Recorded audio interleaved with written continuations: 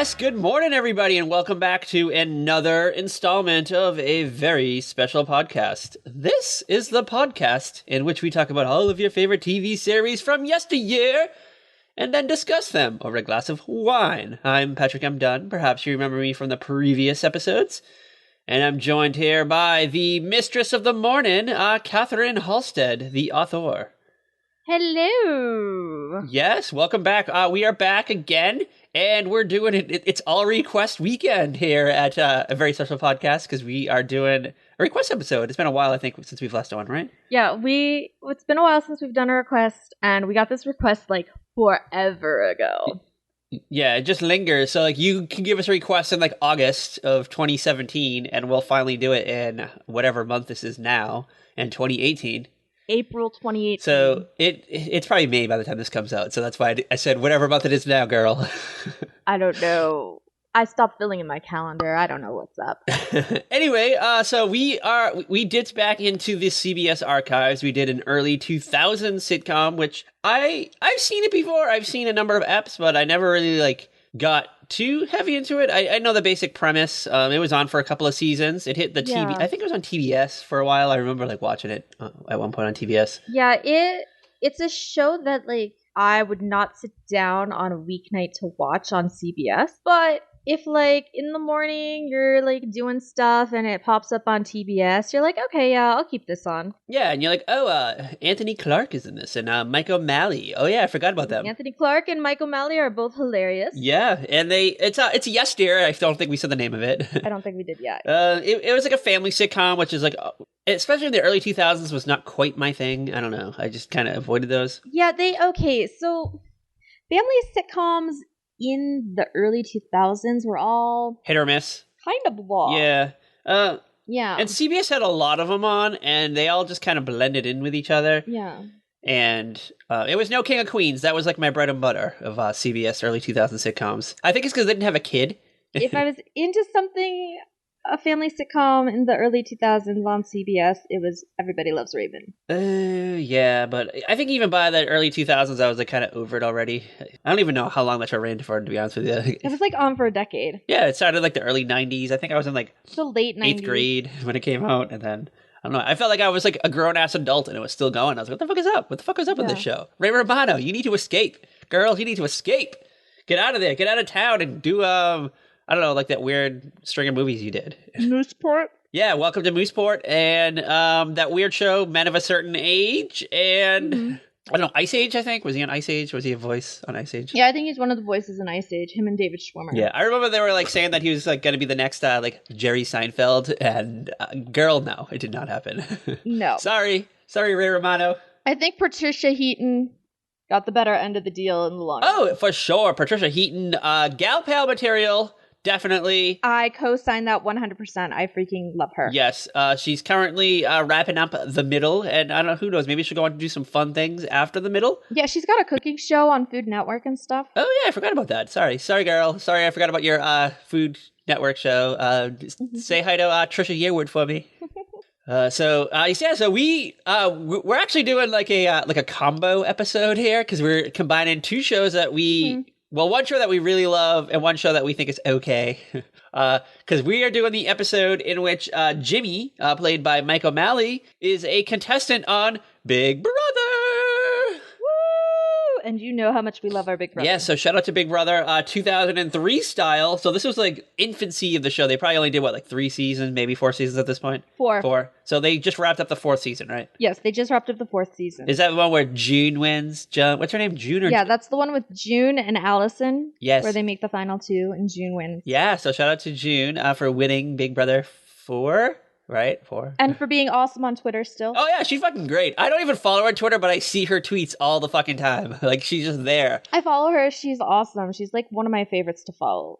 I will stop following Big Brother people after a while. Oh, for sure. She is one that I still follow. I follow her. I follow Andy. And Morgan. I pretty much follow the ones who don't tweet out those stupid investigation discovery. Oh, for sure. My favorite thing is whenever a new, ID investigation show starts and all the Big Brother alumni will just tweet the same tweet And then I love like Andy's response. He's like, wow, I can't believe everyone has the same thoughts about like the Casey Anthony case.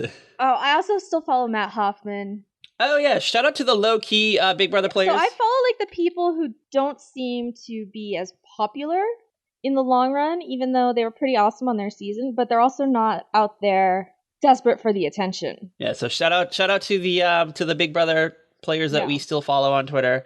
And yeah, I agree with you, girl. Usually after like 6 months after their season ends and I find them annoying, I just fucking hit that unfollow button. If they're always like promoting something or they're trying to make you buy their fucking t-shirts, looking at you, Paul, no, I'm like not going to follow you. Or they want you to subscribe to FabFitFun or something. Yeah. Or it's just like, oh, here's like here's a shot of me playing a 15-second clip of like a cover song of something. Stay tuned tomorrow. The full of it's going to be on YouTube. I'm like, no, sorry, not doing it. Bye, girl, bye. Like, I don't like that song, no thanks. So shout out to old-timey Big Brother. Shout out to like the old house. And hold on. Is this true?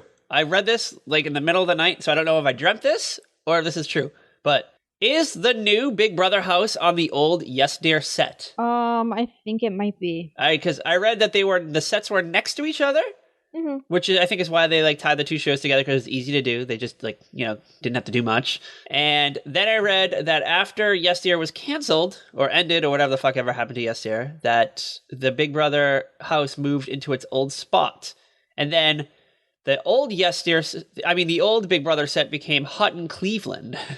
So I don't know, like conspiracy corner right here, or is this true? Okay, so the original Big Brother set is a bunch of trailers that were like fused together. They weren't like it wasn't in a studio. It was outside. Are you talking to the first season, or did they use the same one for seasons 2 through 6? That's the same one they used for all those first 5 seasons. So it's not the Cotton Cleveland set? No. I don't see how it could be. All right, sorry for that hot false goss. Call the National Enquirer because someone made that shit up. Fake news. Sorry, girl. That's what I get for like going on Reddit at like 3 a.m. and like trying to. Okay, if you're getting your info from Reddit, jeez. Dude, I get all my info from there. I get alien invasion stories, alien abductions, crazy conspiracies, missing people reports, and Big Brother news. So it's a great source. So yeah, like the original Big Brother house, it actually had like real windows looking outside into the backyard and stuff. Yeah. So they had natural light, so it actually felt like a real house at times. So that little like spot where like Julie sat like by the glass window, that was not on the CBS studio, like a studio lot. It was like outside it. Okay, it's on the CBS studio lot, but it's not in one of those studio buildings. Do you know what I'm saying? It's not in one of those big warehouse buildings. Oh, yeah. I mean, I knew that. I thought you meant like it was like off the studio. I thought it was like next door or something. Like, oh, we had like an old parking lot. No, it's on, but it's not in a building. Like a TV set would be in a building. Does that make sense? Okay, so it's possible maybe they put something where the old Big Brother trailers were. Maybe now it became the Hutton, Cleveland home. I don't know. Who knows? Who knows? If anyone knows the answer to this, tweet us at Very Podcast, and we will give you a shout out for knowing this answer. I'm sure like Heather will immediately tweet us as soon as this episode airs, and we'll be like, "What the fuck are you talking about, girl? I don't remember talking about this." But probably. Anyway, do you want to know when this episode airs? Do you have the air date? It was it was October 20th or something. Yes, October 20th, 2003. We're fresh off the heels of season 4. That probably ended like they probably filmed it like right after the season ended. Is my guess. Mm-hmm. Yeah, they did. So it was like they ended the show and like a few days later they did this. Yes, because this Big Brother seasons usually end like mid to late September. Yeah. Dependent on, I guess, the schedule, the CBS schedule, whenever like they're gonna announce the fall stuff. But so this show, they probably aired it and they just like put it together real quick, and it was wild stuff. So a month later, it aired, and now you ready for this hot night of television? Yes, tell me what was on this night because I'm curious. All right, I low key not impressed with this night of television. I don't know why I said it was a hot night. We're gonna start off with ABC, the Alphabet Network. Things kicked off with a show called Threat Matrix. Are you familiar with Threat Matrix? No, I've never heard. This only aired from September of 2003 to January of 2004. It's like a few months. It was using stories ripped from the headlines. It was about a Homeland Security agency, and they dedicated their lives to diverting disaster and keeping the U.S. safe. Oh, and the main character on the show, Special Agent John Kilmer, he has to work with his lovely ex-wife, lovely and lethal ex-wife, and it stars. You ready for the cast? Okay. James Denton and Kelly Rutherford. Huh. I think this is one of those those shows that were like in response to terrorist attacks on the United States. Like, ooh, let's like make a show about Homeland Security because that's a thing. That's a thing now, right? Yeah. And I don't know. I feel like there was like 14 shows like this around this time, so it didn't last. Probably. All right. Following Threat Matrix was a football. Monday Night Football. So we had the Kansas City Chiefs versus the Oakland Raiders, and the Kansas City Chiefs won. That's all I could find out. Boo on both those teams. I know nothing about football, so sure, I agree with you. All right. We're going to go over CBS. Are you ready for the CBS lineup? You want ready for what, 2003 CBS? Hit me with it. All right, things kicked off with Yes, Dear. We'll get to you in a minute, girl. And then remember Still Standing? Yes, with Jamie Gertz. Yes, I love Still Standing. I actually, you know what? That was the one I really liked. But I didn't watch it until it was in syndication after it ended on CBS. Yeah, so this was about Bill and Judy Miller. They are a blue-collar Chicago couple trying to raise 3 children responsibly without sacrificing their youthfulness. Mm-hmm. So, I don't know, fun stuff. Probably people in their like late 30s trying to remain young, forever young. Yeah. And I don't know, it just... Pretty much. Basically... us with kids. Oh, yeah, for sure. But I don't have kids, so... And neither do I. Yeah. Nor do I have a sitcom. Why I said us with kids. I have a podcast, though. Does that count? All right, you ready for 9 p.m.? Yeah, what was on at 9? We just mentioned him earlier. I didn't realize this show was still on at this point. Everybody Loves Raymond. Yes. So this was still on. When did this end? 2004-ish, maybe? Yeah, I think this is probably its last season. No, it still had a couple more seasons. And then following Everybody Loves Raymond is 2.5 Men. Ooga. This is probably like its early years of the show. Yeah, this is early years. This is Charlie Sheen era. Yeah, Charlie Sheen is still alive. Because there's the Charlie Sheen era and there's the Ashton Kutcher era. Yeah, but I feel like Ashton Kutcher era was like way later. It is way later and is far superior. I've never seen an episode of it, so I can't answer that question for you. All right. I didn't need you to answer. I'm just telling. Okay. Telling you. I guess I'll believe you. All right. Following 2.5 Men, CSI Miami. Shout out to David Caruso and his sunglasses and, I don't know, Miami landscapes. It was a good show. I feel like it got like the short end of the stick CSI wise. It didn't like go on as long as the other ones, I feel like. It was like abruptly canceled for some reason. Probably David Caruso's antics. But I mean... there was more to the cast than just David Caruso. Like, there were some shining stars on that show, girl. Shining stars. Wasn't Eva LaRue on that one? I don't remember. Sure, why not? Sure, why not? Oh, we could just want to ask Google. Yeah, let's ask Google. Oh, Siri. Hey Siri, was Eva LaRue on CSI Miami? Here's CSI Miami. A Florida team of forensics investigators uses cutting-edge scientific... No, that's not what I don't know. Who cares? Twitter? Okay, I'm gonna ask Google. Hey Google. Was Eva LaRue on CSI Miami? Here are some results from a search. Yes, she was. All right. Shout out to that. Shout out to Eva LaRue. Eva LaRue.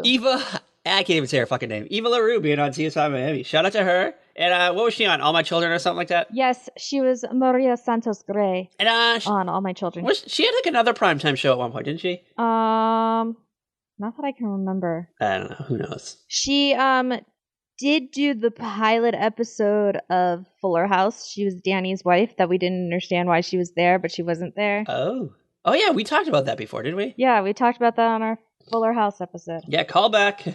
Call back to Eva LaRue not doing the Fuller House. Good for you, girl. Good for you. Getting away from that disaster and not being Bob Saget's wife. Danny Tanner, whatever the fuck his name is, Danny Tanner. All right. Are you ready for Fox? Yeah, give it to me. All right, things start off. I'm guessing this is the first season of Joe Millionaire. Ooh!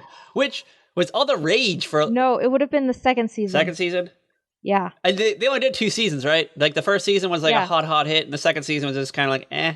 Yeah. It like the lightning didn't strike twice. It did not strike twice, and God, I love that first season. Oh yeah, it had that. What was that guy's name? I don't even remember his name, but I can see him in my head. I remember we were like, all my friends and I were like, yeah, he's got to pick the right girl, because she'll love him no matter what. And then she didn't love him no matter what. Oh, yeah, fucking, you don't want to go, like, you're not being roped into going on a reality show and, like, being told you're going to live with, like, an American prince and who has like a ranch and like rides horses and is like constantly shirtless and lives in a mansion. And then at the end, you find out he makes like $10,000 as a fucking construction worker. No, girl. Yeah. She's like, peace. I'm gonna go hang out with like Darva Conga's husband or something. So she bailed. God, I forgot about that. Yeah, so the first season was like wild stuff, wild fucking show. That guy was all over the place after the show ended. And then like, didn't he end up becoming a millionaire for like just out of like for like a year or something, and then it blew through it, I think. Yeah, like he just ended up like making a lot of money doing like appearances and modeling and like I don't know, weird fucking TV show stints and stuff. And then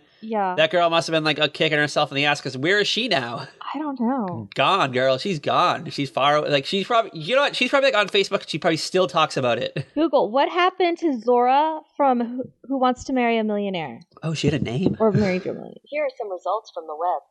Oh, hey. Zora Andrick of Princeton recalls her star turn on Joe Millionaire. Ha ha. Did she have like one of those like oral history segments on AV Club, like the oral history of Joe Millionaire? No, this is an article from March 2014. Oh. From the Trentonian. I don't know. She probably like does like parades in her hometown, like waves on a float.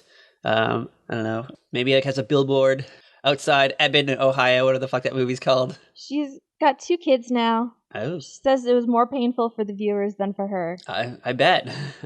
And that it was overwhelming afterwards. Oh, yeah, girl. But, like, no one recognizes her now, so... Yeah, if you took Zora and, like, 3 other random-ass girls and, like, put them on a, like, a little, like, a lineup and asked me to pick out the girl that was on Joe Millionaire, I would just have to, like, throw a dart at the wall. I wouldn't know. Yeah, like, I was looking at the picture, I'm like, that's what she looks like? That's not what I thought she looked like. If you told me to find Joe Millionaire in a lineup, I would spot him, unless he got, like, super old looking. Yeah. I don't know, who knows. I bet you he probably did, because I bet you he was in the sun a lot, and his skin probably, like, harshened. Yeah, probably. Yeah. He's probably, like, 40 now, and looks like he's, like, 52. Yeah, but, like, that first season, me and the girls in my dorm, we were, like, in my room every week watching that. Biting your nails. Eating it up. Like, oh my god. Yeah, and then the second season came, and it just kind of like, it was a fumble. Like the ratings were like low right off the bat, and it was done. We never heard from Joe Millionaire again. Like they might have did a third season, maybe like a year or 2 later, just like Joe Millionaire's back, everybody. But I don't know, didn't work. All right, are you ready for what was on after Joe Millionaire? I don't think I am. All right, I never watched the show. I am familiar with it. I kind of remember it being on, and it's based on like a British show, I think. Skin. Nope, never watched it. Olivia Wilde was in it. I just remember that. And I think it led into her being on the OC because I think the show got canceled. And like, I know it was like Fox loved Olivia Wilde and they brought her into the OC. And then she kissed Misha Barton and the president of Fox like had a conniption fit and she was gone. Yeah. She was like quickly gone, brushed off the show. Like she was garbage. Like she was a garbage person, but she's not. She then went on to be a famous star.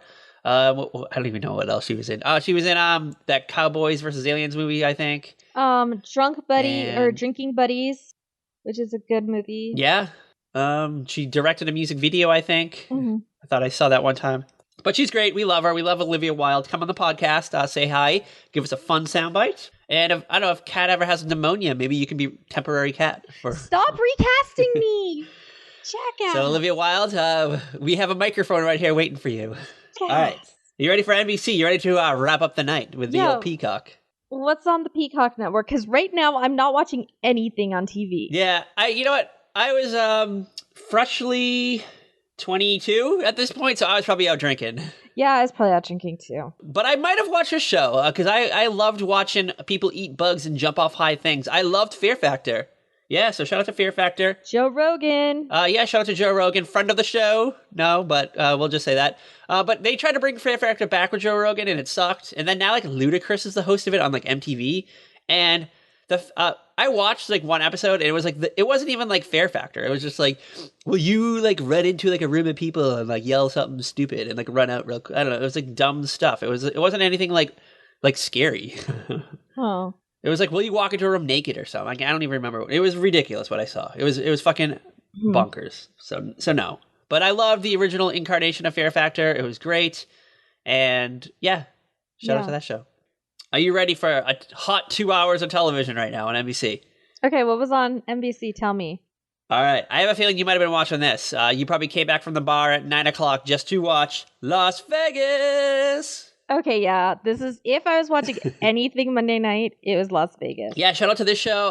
It had what was the guy's name? Josh Duhamel, James Caan, Josh Duhamel, Vanessa Marcel, James Caan, Vanessa Marcel, Nikki Cox, that blonde girl. Molly Sims. Oh, who's the other guy? The security, like the young security guy. What's his name? Oh, I don't. Was his first name James? yeah. What's his name? Sorry, I forgot your name. I want to say Leisure, but I don't think that's right. Oh, yeah, it was. It's spelled funny though, right? Yeah, something like that. I loved that show. Oh my god, I need to go binge watch that show. Yes, and I want to watch the episode where Lara Flynn Boyle gets blown off the top of the Montecito. That was always my favorite episode. I just remember it was like the end of the episode. I was like starting to fall asleep. I was starting to doze off a little bit, and I don't know, he gets up and she gets into an argument on top of the Montecito, and then like a big gust of wind happens, blows her off. Yeah. And I was like, did I just fucking see that, or like, what just happened? What just happened? So that was a hot episode of the show.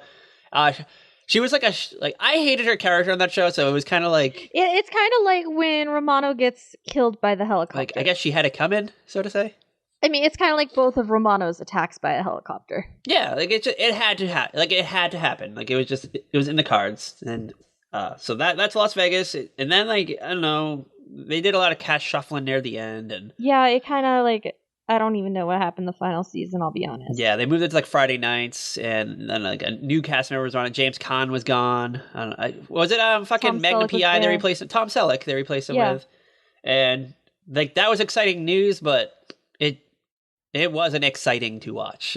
But we love you, Tom Selleck, I swear. Yeah, we do. We still do. Blue Bloods? Is that what he's on? Yeah, Blue Bloods, yeah. Yeah, shout out to Blue Bloods. I've never seen it, but shout out to you anyway. All right, you ready to end the night? I watched like a couple episodes and then I got out of it too, because Friday night TV just, unless your sitcoms on ABC from the 90s, you do nothing for me. Yeah, I'll just watch Netflix or something. I'll watch like episodes of like the new Lost in Space or something on a Friday night. Yeah, like honestly, I mean, I work most Friday nights now anyways, so watching it. There's nothing I even DVR on Friday nights. Yeah, so we're going to end the night though. You ready to end the night with Third Watch, which was on at this point in time, still on. This is probably like nearing the end of its run. I never watched Third Watch. Oh, it was fun. It was a fun show. That's the one Eddie Cibrian was on, though, right? Yeah, Eddie Cibrian and other people. I only remember Eddie Cibrian being on it, and it was about like it had EMTs, it had hospital workers, cops, just like everything, like just first responders, and it got heavy at times. Sometimes it got like really heavy, and sometimes it was just really corny. But it was a good run. I think it crossed over with ER. It wore out its like usefulness very quick though, because it was just very ER. Like it had this for some reason the dynamic of the show worked, and you were able to just like watch like, oh, it's another car accident episode, okay. But for some reason, like Third Watch couldn't like hold the magic and hold that interest. I don't know. Maybe like the writing sucked. Maybe the acting sucked. Well, the magic of ER is the main cast. I don't know. That's why there's that dark period where Abby and Luca are the leads. Yeah. Because the magic is just not, it's not the same as like a Doug and Carol, Mark Green. And that final season really revitalized everything though. Yeah, they bounced back for the final. Yeah, they did a victory lap and just went out on a good note instead of a sour note. So shout out to ER for doing that. And I read an article like, why is ER still relevant today on like BuzzFeed or something like a month ago. And I was like, what are you like, what? Like I've never heard anyone else talk about ER except for us two. So like what is this article talking about? But it's on Hulu. ER is apparently like super popular since it dropped on Hulu. Well, I mean, anytime like an old timey show like hits Hulu, everyone gets excited about it for like a month, and then you just like stop hearing about it. But the thing is, like with ER, they were like, we expect it to be really popular that first month, but it has continued to be popular since it dropped. Okay. Well, I don't know who it's popular with because I feel like the only two people who talk about it are you and I. So it's not just you and I. Like I've seen a lot of people talk about it. Oh well, I haven't. So I guess we don't run in the same social circles. I guess not. I must maybe like I'm in like Team Grey's Anatomy and you're like Team ER. I don't know. Who knows? I'm Team ER 100%. Oh, for sure. I'm still over here watching Scrubs. So Farm Boy and I would be like, Farm Boy was totally Team Grey's. I'm like, no. You need to watch ER. ER is far superior. And he's like, oh, but I like my Greg. I'm like, ER is superior. Uh-oh. We're going to have a little tiff. Relationship killer. The ER versus Grey's Anatomy debate. It's like Yes, that's exactly why we broke up. It's like liberal and conservative dated. Like that should be like a new TV show. Like where a ER fan and a Grey's Anatomy fan have to like date and live together and raise a family. It would Wild never work. stuff. All right. Are you ready to go into the Big Brother house for 120 days of backstabbing, betrayal, fun, and whatever else they do in the Big Brother house? I don't know. Whisper quietly. Which ended up being a joke on the show. I love this episode. So I've probably seen this episode like 20 times. And I don't watch Yes Dear very often. So I watched like a weird version of it on YouTube last night. I don't think I got the full episode because I only got like the Big Brother segments. And then I was like reading a recap of the episode and it was talking about other things that happened. So I think you're going to have to guide me into the show and then I'll just like chime in when I know what you're talking about. Okay, so Jimmy decides he wants to audition for Big Brother and he borrows Greg's camera to make the audition tape. And Greg is like, oh yeah, why are you wasting your time trying to apply? Also, let's be real. Jimmy got on via an audition tape. We all know that Robin Cast does all her casting from the bar or some dating app or something. Well, they do have to bring in like the token old guy. So that's true. That's what they probably do the audition. That's when they view the audition tapes. So, they went to the bungalow or whatever, got all their like hot 20-year-olds. And then they're like, all right, we need our like weird late 30s, early 40s guy. Bring in the tapes. And they just like dumped off a bunch of tapes. And Jimmy was like local, I guess. He like lived nearby. So they were like, all right, let's just use him. Yeah, this guy works. Yeah, he could just drive down. We don't have to pay for him to fly in. Because we know he'll be gone in the first week. So he can just drive home after he gets the boot. Money saver. Yeah. So Jimmy gets picked, right? Yeah, Jimmy shows Greg and the rest of the family like his videotape audition. He taped over an episode of 60 Minutes from like 2 weeks ago that Greg hadn't watched yet, so he was mad. Oh, so we're still in an era where people like taped shows on actual VHS tapes. Yes, this is like VHS world. Wild stuff. And do you know what's funny about that too? Is who the fuck tapes 60 Minutes to watch 2 weeks later? Yeah, like okay.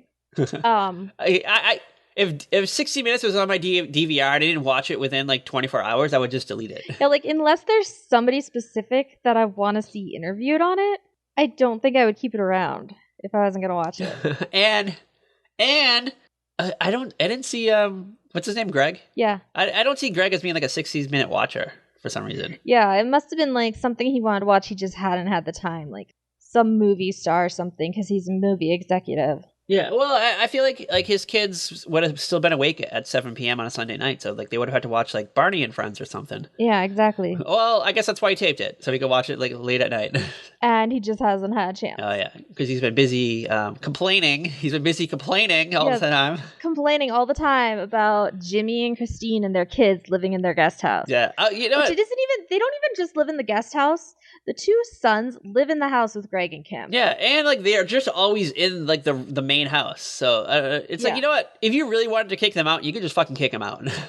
Yeah. It doesn't have to be a recurrent joke in your life. You can actually kick someone out. Like, do it, girl. Just do it. Nike logo right there. Seriously. But then, you get the wrath of the wife because the wife doesn't mind having them around most of the time. Yeah, well, I don't know. Like it's the wives are sisters, right? Yeah. They're like polar opposites of each other. Kim's kind of uptight and Christine's laid back. Yeah, she's like a party animal. Like, don't they ever do like flashbacks when she was like younger and she was like wild and stuff? I think there are some flashbacks. Yeah, and like Jimmy had hair in the flashbacks, I think. Yeah, Jimmy had hair. Like the time Greg and Jimmy met for the first time or something. Yeah, they were like fun, young, wild Gen Xers. Then she got pregnant and I don't know. Now they have to live in a guest house in, like, I don't know, Los Angeles. Like, it's a fucking nice place. Like, I'm sure that guest house probably costs more than fucking rent anywhere else. Exactly. Shout out to them. Shout out to them for trying to make it. So they are living with Greg and Kim. Jimmy and Christine live in the guest house. The boys live in the house. They have a bedroom downstairs on the first floor. And then, like, Kim and Greg and their kids are upstairs. It's like Brady Bunch 2003 style. Yeah, it's just, one big family living all together. Personalities clash, yada, yada, yada, all that good stuff. And then Greg is just, like, not believing that Jimmy is going to get on the show. And Jimmy does the bit, like, back in the day, people would get naked on their audition tapes. So apparently Jimmy got naked and rode a bike around the backyard. Oh, caught the eye of Robin. Maybe Robin liked those old older daddy types and was like, "Ooh, look at him! Look at that dude! Look at his penis! Let's get that on the show. Maybe we'll see that hanging around the Big Brother house this summer." So yeah, and then it just kind of cuts to like sometime later. They're all having dinner and the phone rings and Jimmy answers it, and he's like, "Yeah, this is Jimmy. Awesome, that's cool, great. See you in a few days. Bye." And he gets cast on Big Brother. Yeah, he's like not even. He's like low key, just chill about it. They're probably like, "Oh, like, what do you have a new job, Jimmy? Like, you have a new construction job or something?" And he's like, "No, I'm just gonna be on this summer's wildest show." Yeah, he's like, "Oh yeah, so I got on Big Brother," and then Greg is like, "What?" Greg still doesn't like understand like how cool this is, the importance, like what could happen if Jimmy were to win, until after Jimmy has left for the show. Yeah, Greg sucks. And Christine explains if he wins $500,000. And then Greg is like, "Okay, here's the real estate page. Let's find you a new house." Yeah, he's like already doing like the hot work, find him a new house, far away from where they live now, so they never have to bump into each other. There's a lot of traffic and freeway in between them. And it's like, "Oh, we'll only see each other once a month because that's what happens when people move away from each other. You never see them anymore." So Greg's excited. Yeah. And is that when we cut over to Julie's famous intro? They are watching Big Brother, and it cuts to the episode of Big Brother. Yeah, like the where debut. They all like enter the house, and Jimmy is surrounded by Marcellus from season 3, Will from season 2, who won season 2, Nathan, Allison, June, and Michelle and Justin from season 4. Lisa from season 3. I feel like there's somebody else I'm forgetting. Oh, Hardy from season 2. I guess this takes place in a weird universe where all of those people had never been on Big Brother before, and they're like on Big Brother for the first time ever. Yes. Alt reality where Big Brother 1 through 4 completely different, played out differently. And then all these people somehow end up in Big Brother 5. I'm guessing this is Big Brother 5. Yeah, I guess. I don't even know. 5, maybe it was like a mid-season one. Who knows? Who knows? It's just the Yes Dear Big Brother world. So it doesn't take place in the Big Brother canon, just throwing that out there. And this is when they're actually outside the house. They're actually like not in a studio. They're outside, the sunshine on their face. Yeah. It's like, it looks like it's like the wrong time of day because like Jimmy's squinting. Like they should have done this later on in the day when the sun was like elsewhere. But, yeah, they usually would do it at night. But I think that's part of the fun. Well, I mean, it's probably afternoon, maybe. Maybe it is the afternoon because it's supposed to be live, I think.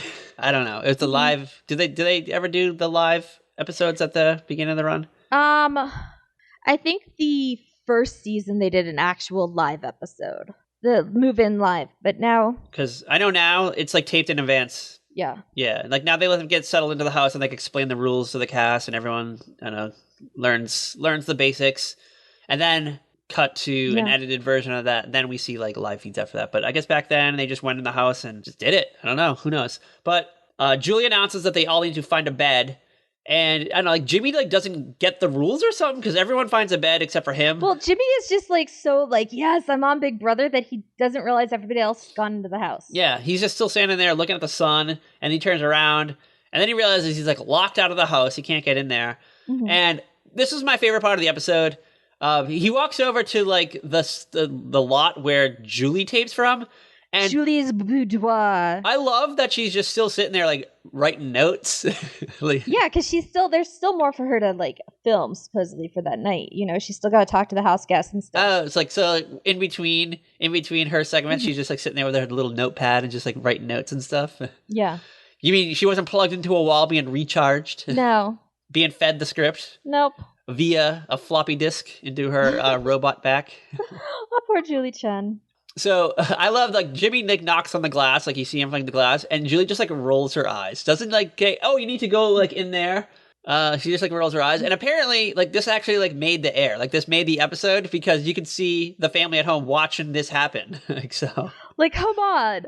A guy gets like into the house and then he somehow gets out of the house like that. Come on. They didn't. Yeah, they would never cut to that, but I guess for the sake of for a comedy, a sitcom, yeah.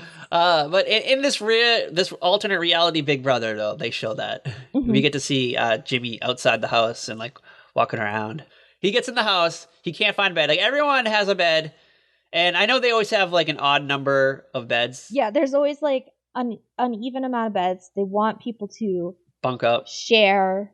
And then there's like, okay, so back in the day, there would be like different, like there'd be like a really nice room with really comfortable beds. And there'd be like a so-so room with okay beds. And then there'd be like the one crappy room with like the Like cots or whatever. Like a futon or something. But it wasn't, and there may be a bench you could sleep on or something. Oh, yeah, I think because one of the guys, Jimmy, like went to the hallway. Yeah, Roddy from season 3 was in the hallway. He's like, nope, you can't take this. Yeah, and it's like he didn't even think of like bunking up with anybody. He's like, well, I guess I'm gonna sleep on the floor then, like just a fucking weird creature that I am. Yeah, so like back in the day, it used to be a rush to find a good bed. Now it's not so much because you're gonna get switched around. There's gonna be the have-not room, which have-nots suck and need to die away. It just needs to not be a thing anymore. And everyone doesn't go in at the same time anymore. They put them in groups of 2 usually. Yeah, they usually actually would put you guys in groups. The whole everybody going in at once thing wasn't really how they would do it. Shout out to a modern day Big Brother. So now we kind of get like in the house shenanigans for the rest of the episode. Jimmy ends up like he's a hit with the house. Like everyone loves him. He like remembers old TV shows. He like I guess is like word for word reciting Simpson episodes to the crew. He's keeping them entertained, which like especially in those early days is really important. This is where they decide they're gonna do a backdoor. They want to get rid. Is it Allison? It's not even a backdoor because a backdoor hasn't been invented yet. What is it called? Like, what did they say? They said something though. Like they. No, they did not. They did not say a backdoor. Backdoor did not exist yet. Backdoor was invented in season 5. No, they did say backdoor. No, they don't say let's backdoor Allison because they don't even backdoor her. They put her up with Jimmy right away. There's no power of veto. Okay, well, go back and watch it because someone does say, "Hey, let's backdoor Allison." They're all going to agree. They're going to make her feel comfortable and tell her Jimmy's the real target. No. There's a scene where they talk about how they're gonna, how they want to get rid of Allison, but it didn't happen because they didn't use the term backdoor. Well, after this episode, I'm going to insert the clip of them saying the word backdoor.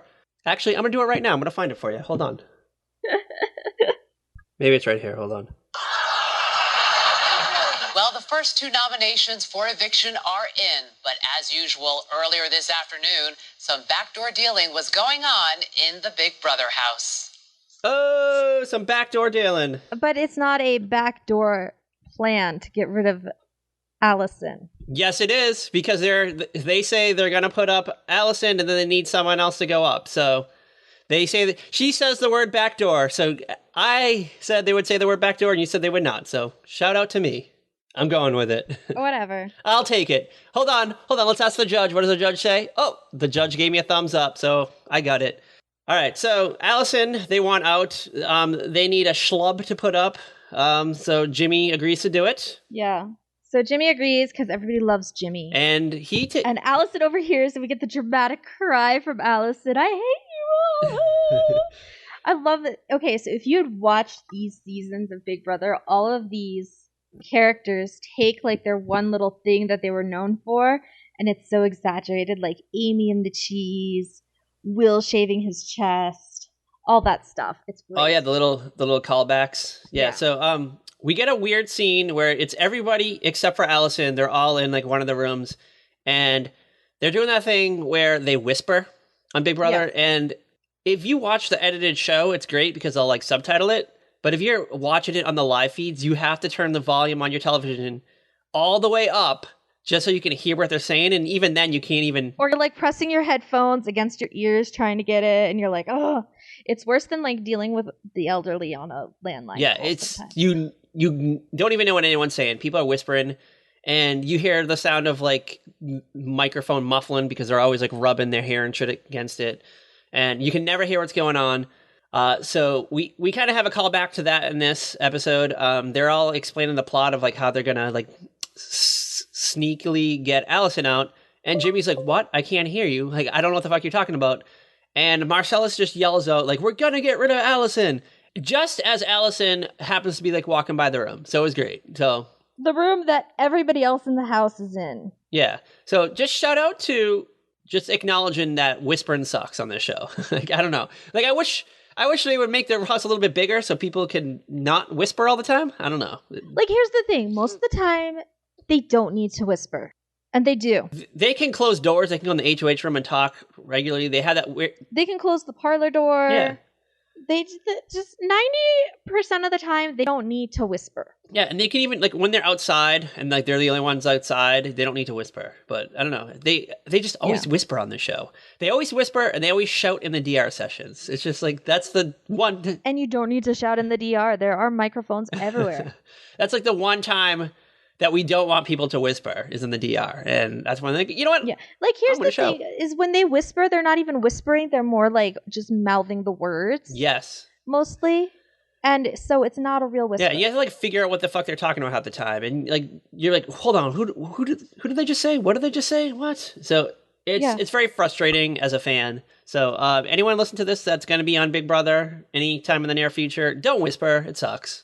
Please, just talk softly. You can talk softly. Just, like, don't yell. I'll take it.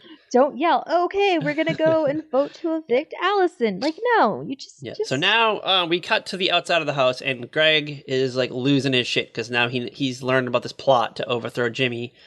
But apparently he missed, like, one segment or something because he doesn't realize that it's really them trying to get Allison out. Like, he doesn't know because apparently Greg doesn't understand the show. Christine hasn't explained it very well to him. And he apparently he doesn't know about the live feeds because he could have just been watching this all unfold, you know? I think he's just watching the episodes, and you know how the episodes would, like, trick it to make it seem like one thing's going to happen, even though it's, like, not really the narrative of the actual house? I'm honestly surprised that somebody in this family wasn't watching the live feeds. I bet you the wives were. I bet you they shelled out the $5 a month or whatever it is. Yeah, they probably were. They were probably a little more, like, aware. Or maybe they went on the message boards. Yeah, because this is pre-Twitter, so. Yeah, this is pre-Twitter. You didn't have, like, a family member running a Twitter account for you. No. And, like, get in arguments with, like, former cast members. Oh, gosh. And other family members. So Greg is, like, nervous because he doesn't understand that they're really trying to get rid of Allison. He thinks that it's Jimmy because whenever anyone's around Allison, they talk about how that she is totally safe and Jimmy's the target. Which is what you do, is you make the target feel safe. Yes. They don't do something crazy. So then Greg decides that he's going to break into the Big Brother house to warn Jimmy of this coup to get rid of him. And we get the most disgusting scene that ever happens on television. So Jimmy shows up at CBS Studios and, like, was that Kevin Hart? That looked like Kevin Hart to me. I don't know who it was. I thought the security guy was Kevin Hart. I was watching on a grainy-ass YouTube screen, so I didn't know who the fuck it was. But it looks like Kevin Hart. It wasn't Kevin Hart. Yeah, probably not. I checked and it wasn't, but we're going to call him Kevin Hart. So yeah, like, he's trying to use his studio lot pass to get onto this studio lot, and he works at a different studio. Yeah. So the security guard's like, dude, this doesn't work here. Yeah. And, like, he's like, but I thought if it worked for one lot, it would work for another. And the guy's like, no, get out of here. Yeah, he works at, like, Fox or something. I don't know what the fuck he works. Like Warner Brothers or something. Warner WB. Yeah. Greg realizes he can't get in, but he, like, looks over and he happens, you know, that, like, that infamous, like, LA River. He sees that it runs underneath, like, the CBS, like, guard post. So he's like, I know, I'm just gonna fucking get on an inner tube and float through this dirty ass fucking river and go sneak into the CBS lot. And yes, like, he's in the inner tube and it's not like he's on top of the tube and he's, like, safe from, like, touching all that water. He's fucking soaking wet from that water. Yeah, he's soaking wet. He tears off his shirt later. Ugh.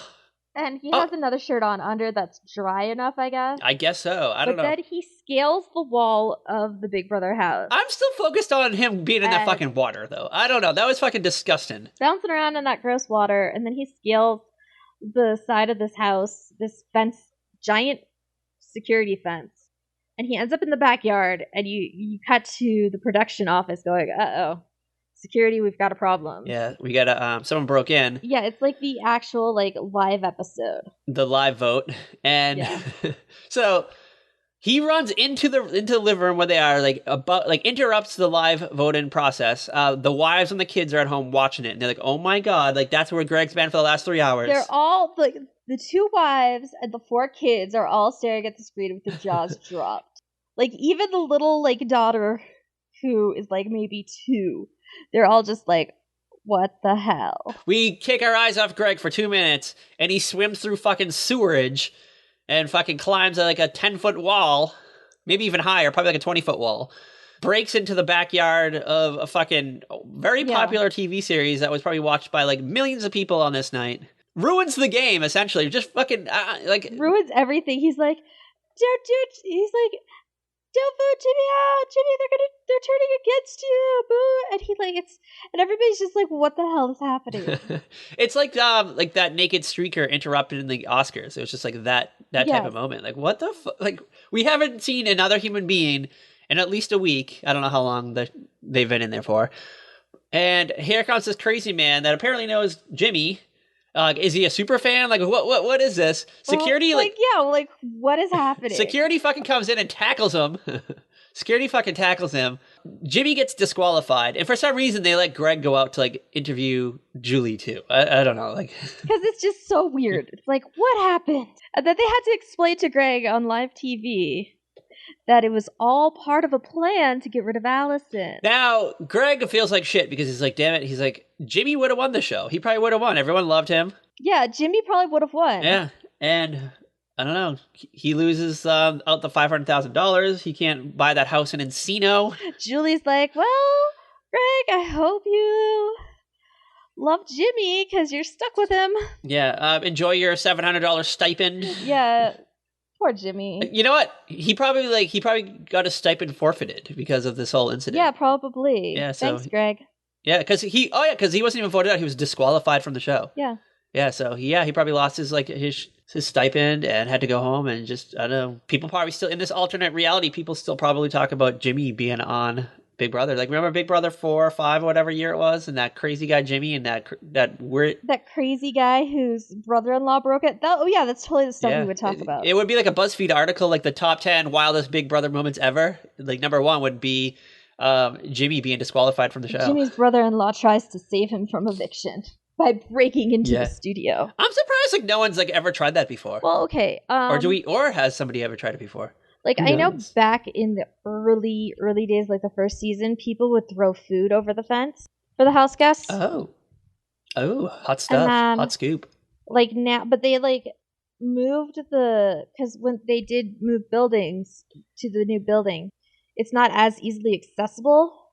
Like you would have to be on the studio, like you'd have to be across that river to use the bullhorn. Okay, so I'm thinking like it probably used to be on like the edge of the studio, and you can like walk by and it's there, and you can shout things over. You can have a bullhorn and say like like if you're in the studio lots, like you work there, you can get close to it.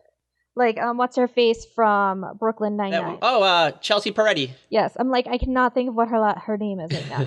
Yeah, because she's a fan of the show, I believe. Like, you can get close enough to maybe shout something without a bullhorn, and maybe they'll hear it. Yeah, but they're always confused. Like, whenever someone does come by with a bullhorn, Well, that's because the bullhorn, if you're using a bullhorn, you're not on the lot. You're across the river, in an area across the river, trying to get a message across. The audience will understand, because people on like live feeds will like know what's going on, but the people in the house are like always confused. Yeah, and they never quite hear it because it's not like they're like waiting for it, and then they don't know it's coming. They only get to hear part of it because as soon as Big Brother realizes what's up, they go into lockdown. And then everyone always like says that they saw something written in the sky. And there's never anything written in the sky. There's never anything written in the sky. Like, no one's gonna pay fucking thousands of dollars to write a fucking message to a stupid fucking house guest on Big Brother. Okay, back in the day, people did. Banner planes. Well, back in the day, people were fucking stupid. It was a different America. We were thriving. We weren't in a recession. We had extra money to throw around. So, yeah. So that ain't gonna happen today, girl. Like, I am not gonna fucking pay, like, $10,000 so fucking Jessica and Cody can get, like, a fucking skywriter. God, no. No, so no one's doing it. No one's doing it. And it's a fucking TV show. It's not worth it because they're not going to see it. Yeah, just fucking buy yourself a new computer or something. It's not worth it. And guys, they can afford their own goddamn vacations. Okay? And now and then, everyone says they saw something in the sky, and it's just like, it's probably like an event happening like somewhere else around town. Yeah. Like there probably like was something written in the sky. It's probably like some celebrity's wedding or proposal or something stupid. Yeah, or there's like a fire sale at Macy's or something, and they fucking have like a banner plane come by. Yeah. But it goes over the Big Brother house and the Big Brother fucking residents, because they've been in there for fucking 40 days. They don't know. They forget about the outside world. They assume it's for them. Because, I mean, I guess I would too, right? Maybe, yeah, probably. Or either that, like they hear like part of a Bon Jovi concert that's going on next door, and they're like, "Oh my God, Bon Jovi's giving us a secret message." Oh yeah, if they hear music, they gotta go in. If you listen to the Like, lyrics, if there's like a concert on the lot, they're not allowed out in the backyard. like, "Oh my God, listen to the secret lyrics of "Living on a Prayer." Bon Jovi's giving us a message. Okay, that might be a song I blast every time it plays on the car. All right. There you go. Any hot last minute takes on Yes Dear or Big Brother or this episode of Yes Dear / Big Brother? Anthony Clark. I love Anthony Clark. I loved him on Boston Commons. Yeah, I forgot about Boston Common. Pre Yes Dear. Yes. He was actually like a huge fan of Big Brother. I don't know if he still is. He's a stand-up comedian from the Boston area, or did a lot of stand-up in the Boston area. I don't know if he's like actually from there, but No, he's from like Virginia. yeah, but he did a lot of stand-up in Boston. I remember back in the day, he'd always be at the Comedy Connection, like every other fucking weekend, it seemed like. Mike O'Malley is amazing. I love him. I loved him as Bert on Glee. Yeah, he also had the Mike O'Malley Show that was on like NBC for a little while, and Liza Snyder. I love her as Matt LeBlanc's wife on Man with a Plan. Yeah, shout out to her for still being on things. I don't know whatever happened to the kids. I'm sure they're around somewhere. And then there's Greg's wife, Kim, who was played by Jean Louise Alcott or something like that. Something like that. Yes, who was the bratty teenage niece on Uncle Buck. Yeah, shout out to her for. I was like, what else has she done? You know, and then I was like, oh, that's who she is. Okay, that's like the first thing. Whenever I watched yesterday, I was like, oh my God, it's the fucking niece from Uncle Buck. She's still doing things. I did not like put those two together at all in my head. Well, because they're like two completely different characters. So shout out to her. They're two completely different characters. There's like decades apart between them. Yeah, and it wasn't that. It was only like not decades. It was probably like 12, 13 years. Okay, maybe something like that. Yeah. It wasn't that long period of time because she was probably like in her early 30s, late 20s when she did Yes Dear, and she was a teen when she was in Uncle Buck. Because Uncle Buck was like 89 or 88 or something. So it hadn't been that long. That's true. Hadn't been a hot minute. But yeah, shout out to all of them. Shout out to them. Maybe they'll do a reunion. Maybe we'll get a reboot.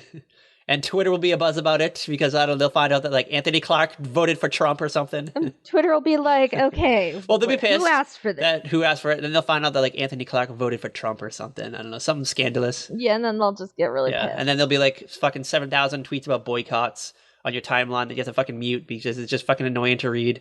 Can you believe that Anthony Clark? Sorry, Anthony Clark, for like roping you into this, but someone had to be a scapegoat. What are we doing next? Because I don't have my list with me. All right. So next week, I can't find this. We have it on our list. I have searched the internet high and low for it. We decided that we were going to do an episode of the popular like late 80s, early 90s soap opera Sisters. Yay! But I don't know. I can't find it. Unless you can find it. I looked for like an hour one day. It's not turning up anywhere. I can't even. The only thing I found was the theme song. So I don't know. We might just have to talk about the theme song. Don't worry. I think I have it somewhere. You think you have a source? I might have a source. Yeah. All right. Well, shout out to that because we're gonna look high and low for it. We have we're a few weeks ahead in recording, so I don't know. We have time. If not, we'll have to just pick something random out of the hat. So. Tweet us if you have any last minute suggestions. Maybe we can throw something in real quick if we don't find it. Or we could just do like sister or something else with the word sisters. No, we're not doing sister. I'm not sitting brother and sisters. Brothers and sisters? Something. I'm down for brothers and sisters. All right. Well, we'll find something that has the word sisters in it that we'll do. I don't know. Summer on Louise. I don't know. Who knows? Summer on Louise does not have the word sisters in it. But they're like soul sisters to me. They are sisters. What am I going to do with you, Patrick? All right, so where can you follow us? Where can you follow our wild adventures? You can follow us on Twitter at @VeryPodcast. You can follow us on Instagram and Facebook at A Very Special Podcast. Do not accept invitations. You can find us online at averyspecialpodcast.com and saltyrockmedia.com. Yeah, so check out all of our hot things on the web. We'll love to interact with you. Send us some fun tweets, episode suggestions, truth or dares. Fuck, marry, kill. And actually, you know what? What? By the time this episode's up, the pre-order for my next book should be available. Oh, okay. Well, go to kathalson.com and you can pre-order her book. Yes. Yeah, it's going to be a sexy book. Maybe there'll be a sexy demon in it. Who knows? We'll find out. There's no demons in this one. It's not that. This is more Jackie Collins-esque. Oh, so this is no demons. If you're in it for demons, you have to wait till Halloween. So stay tuned, folks. And as always, Bye! watch the skies for skywriting. You're such a dork.